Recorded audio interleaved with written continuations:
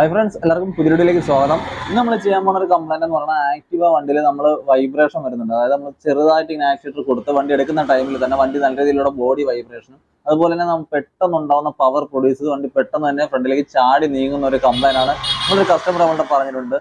അപ്പോൾ ആ ഒരു രീതിയിൽ നമ്മൾ ഈ കംപ്ലൈന്റ് ചെയ്യുന്നത് എങ്ങനെയാണ്, അത് കൃത്യമായ രീതിയിൽ എങ്ങനെ നമുക്ക് ചെയ്ത് മാറ്റിയെടുക്കാൻ പറ്റും എന്നൊക്കെ ഉള്ള കാര്യങ്ങൾ ഇന്നത്തെ വീഡിയോയിൽ ഉൾപ്പെടുത്തിയിരിക്കുന്നത്. അപ്പം നമുക്ക് നേരെ വീഡിയോയിലേക്ക് പോകാം. അപ്പോൾ നമ്മൾ ചെയ്യാൻ പോണത് ക്ലച്ചാണ് അഴിക്കാനുള്ളത്. ക്ലച്ച് എന്ന് പറയുമ്പോൾ ഈ ഒരു ഭാഗം നമുക്ക് അഴിച്ചെടുക്കാനായിട്ടുള്ളത്. അപ്പോൾ ഇവിടെ നമുക്ക് ഈ 8ന്റെ ബോൾട്ടുകൾ, ഈ ചുറ്റും പറഞ്ഞ 8ന്റെ ബോൾട്ടുകളെല്ലാം നമുക്ക് അഴിച്ചെടുക്കണം.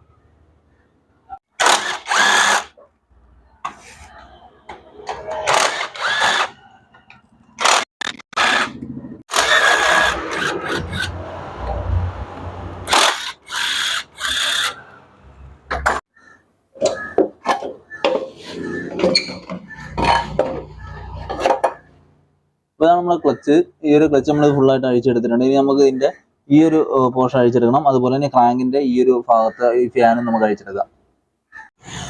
ഇതാണ് നമ്മുടെ വേരിയേറ്ററിന്റെ ബോഡി. ഈ വേരിയേറ്റർ ബോഡി അതുപോലെ ഈ കിടക്കുന്ന ബുഷാണ്. അപ്പോൾ ഈ ഒരു ബുഷും ഈ ബോഡിയിലും കംപ്ലൈന്റ് വരുന്നതുകൊണ്ടാണ് ഈ ഒരു വൈബ്രേഷനും ഇടയ്ക്കിടയ്ക്ക് പവർ പെട്ടെന്ന് എടുത്തുകൊണ്ട് നമ്മുടെ വണ്ടി നമ്മളെ നിയന്ത്രണം വെറ്റി വണ്ടി എടുത്തുകൊണ്ട് പോകാനുള്ള ഒരു കാരണം വരുന്നത്. അപ്പോൾ ഈ ഒരു സാധനത്തിനകത്ത് ഈ രണ്ട് പാർട്സുകളിൽ ഏതിൽ തേയ്മാനം വന്നാലും ഇതിനൊക്കെയുള്ള പ്രശ്നം വരാറുണ്ട്. അപ്പോൾ ഇത് രണ്ടും നമ്മൾ മാറ്റാൻ വേണ്ടി പോവുകയാണ്. ഈ വേരിയേറ്റർ ബോഡിയും അതുപോലെ തന്നെ ഈ ഒരു ബുഷ് നമ്മൾ റീപ്ലേസ് ചെയ്തിട്ട് പുതിയ സാധനം ഇടാൻ വേണ്ടി പോവുകയാണ്. അപ്പോൾ നമ്മളിത് പഴയ പാർട്സ് ആണിത്. ഇപ്പോൾ നമ്മൾ പുതിയ വേരിയേറ്റർ ബോഡി മേടിച്ചിട്ടുണ്ട്. ഇതാണ് പുതിയ വേരിയേറ്റർ ബോഡി. ഈ പുതിയ വേരിയേറ്റർ ബോഡി അതുപോലെ ഇതിന്റെ ബുഷാണിത്.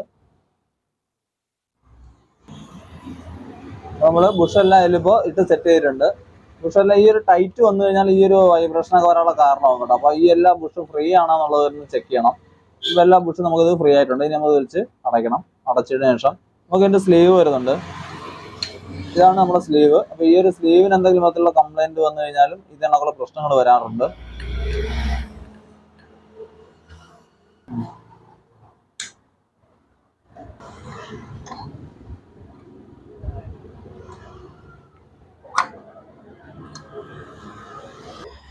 ഇത് നമ്മുടെ പഴയ ബെൽറ്റ് ആണ് ഈ കിടക്കുന്നത്.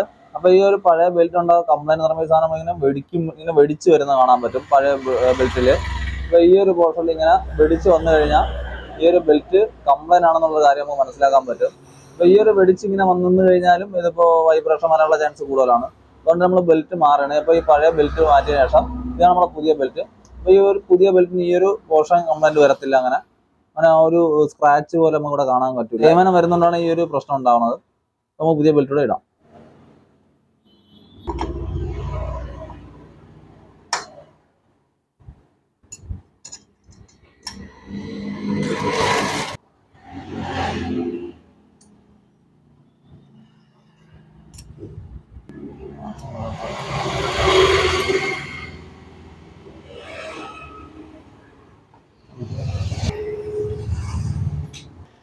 അതുപോലെ തന്നെ പ്രധാനപ്പെട്ട ഒരു കാര്യം എന്ന് പറഞ്ഞാൽ നമ്മുടെ ക്ലച്ചിന്റെ ഈ ഒരു ഷൂ നല്ല രീതിയിൽ തേയ്മാനം ഉണ്ടെന്നുണ്ടെങ്കിൽ ഈ ഒരു പ്രശ്നം വരാറുണ്ട്.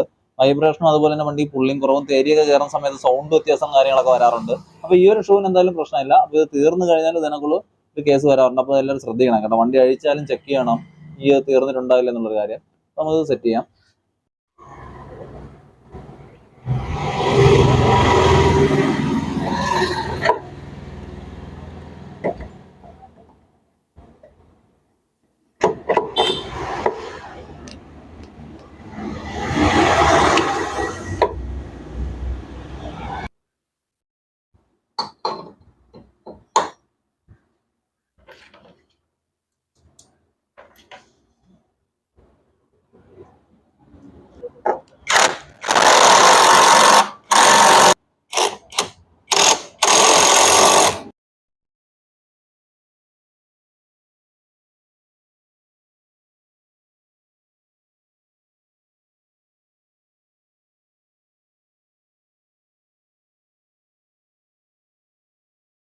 എങ്ങനെയാണ് ക്ലച്ചിൽ നമുക്ക് വൈബ്രേഷൻ വരുന്ന ഒരു വണ്ടി എങ്ങനെയാണ് കൃത്യമായ രീതിയിൽ പണിയേണ്ടത് എന്നുള്ള കാര്യം നിങ്ങൾക്ക് മനസ്സിലായെന്ന് വിചാരിക്കുന്നു.